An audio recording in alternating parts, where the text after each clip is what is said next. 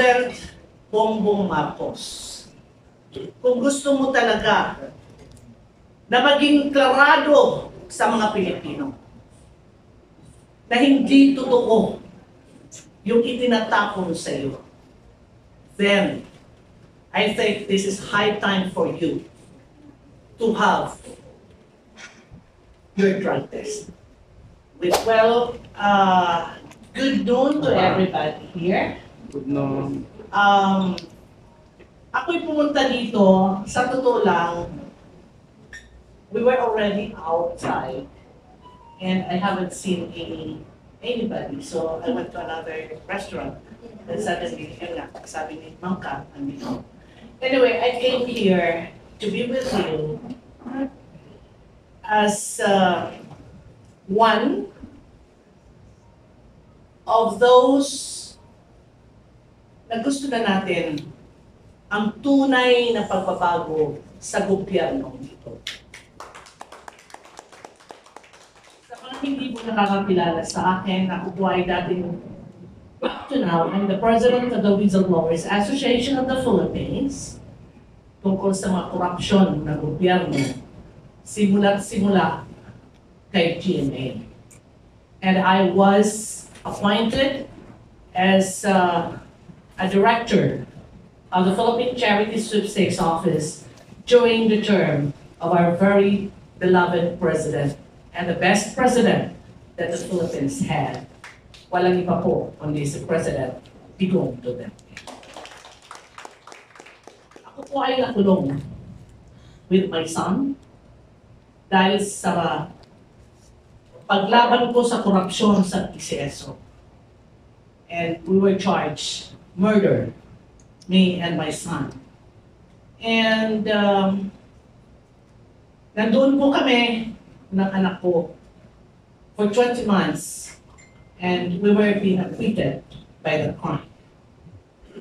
Wala pong tumulong sa akin because I know very well that God is with us.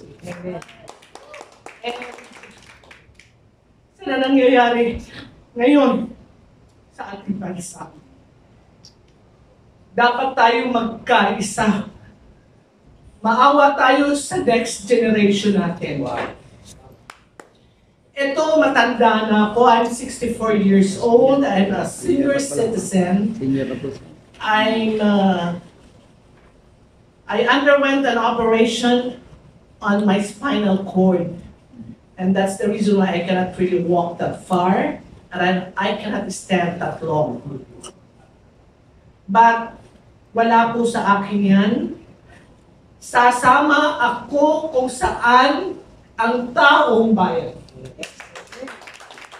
Dahil nangyari sa buhay namin mag-ina.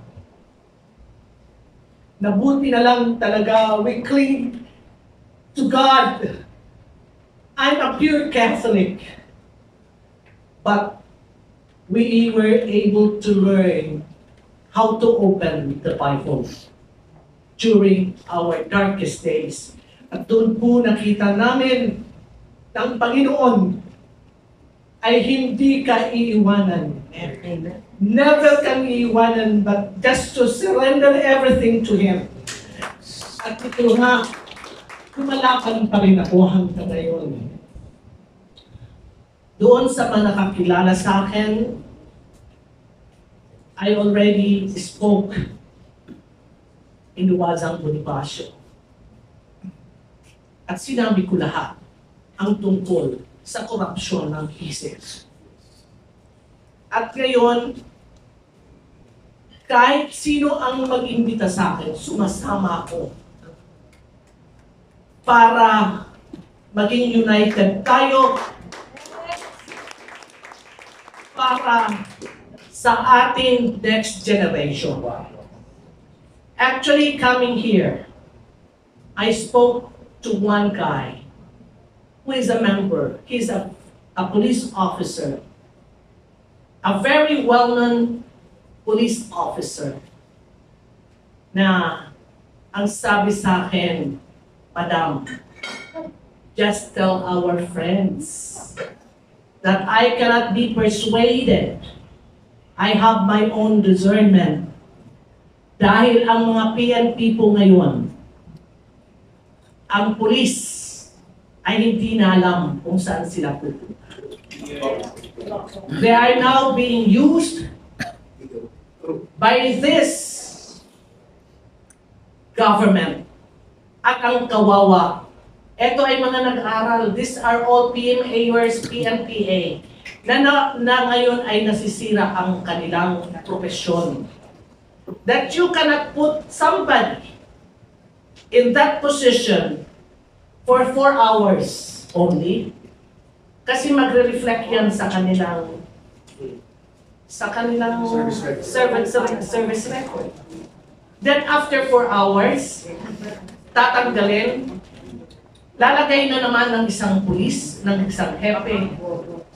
Then after 3 hours, gano'n na naman. What kind of chief PNP are you? General Marbil? Or whatever? Because I'm very close to the military and police. I know a lot of police officers, but I never heard your name. That means you are not that good operator. At linagay kang chief PNP, pinaglalaroan mo. Pinaglalaroan mo ang sistema ng mga police officers. Maawa kayo. Ito ay nagtrabaho, ay nag-aral ng ilang, nagsunog ng kanilang kilay na para lang nyo sumunod sa gusto nyo.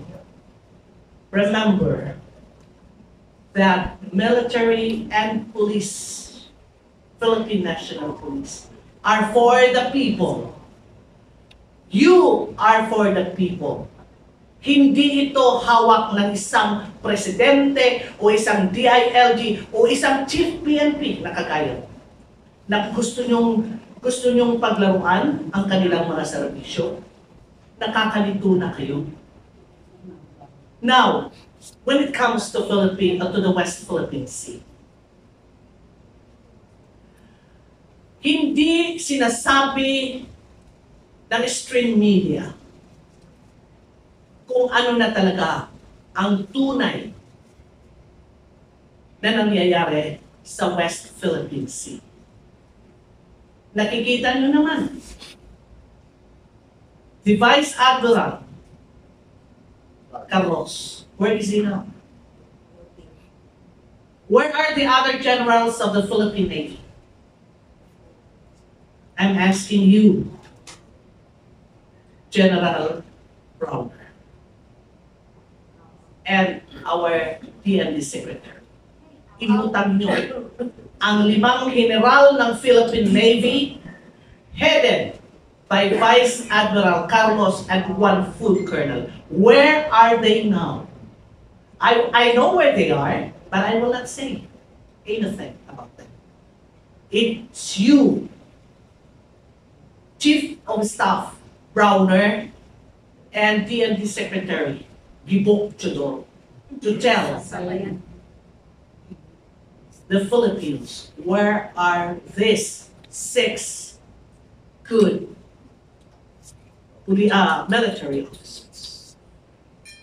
At ito na naman, yung isang sip-sip niyong si Tariela, trying to persuade or trying to chismoso, marites, na sinasabi niya na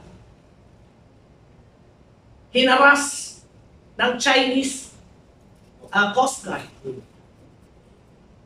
Ngayon yung boss mo, the guy on your top, had said na wala namang harassment. And there was a video that was released a month ago showing that it was the Chinese Coast Guard who rescued the fishermen. Wala doon ng Philippine Coast Guard na vessel on that area. Ngayon, gusto na naman ni Gibo at ni Anyo, walang piyagin po si Anyo.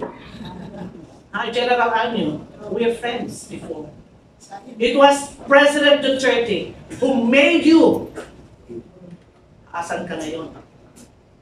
Sasabihin mo pa na dapat mag-apologize or change? Yung boss ng Tariela na yun, na ang totoo lang naman ang sinabi. Ang video ganap.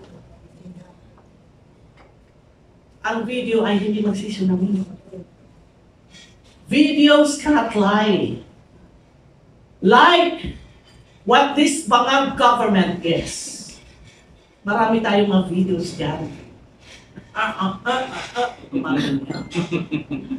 Kahit ano pang sabihin. Again, ito, uulitin ko. President Bongbong Marcos, kung gusto mo talaga na maging klarado sa mga Pilipino, na hindi totoo yung itinatapon sa iyo, then I think this is high time for you to have your drug test with your hair para malaman ng buong Pilipinas at ng buong mundo na hindi ka na cocaine lover. Yun lang po. Ang aking ulitin. We have to unite for our country. Huwag tayong magtapataasan ng ihi. Huwag tayong magpapa-feel na that you're the leader of this group. Pare-pareho po tayo. Huwag tayong magtataasan ng ihi. We have to work united. Okay? Isa lang po ang ating ang ating mission is for President Bongbong Marcos to realize that he cannot rule. He is not the president na ibinoto ng bayan. Dapat isipin niya ang kapakanan ng tao. Hindi kapakanan ng pamilya nyo. Dahil there is something why you're doing this for US. Because alam namin na yung mga ninakaw ng pamilya noon, yung mga Manhattan na mga properties nyo, gusto nyong makuha. At yan po ay ang mata at ang tenga ng mga taong bayan ay alam po yan. Wag naman. Ilang milyong Pilipino ang mawawala. Wag mo kaming paglaruan. The Americans are using us as a pawn against the Chinese, against China, because we know very well that they cannot really beat China. At yan ang ginagawa, ikaw ang ginagawa pareho ni Zelensky ng Ukraine, na hindi ginamit ang utok, ngayon asan siya? Wasak ang Ukraine? Saan siya ngayon?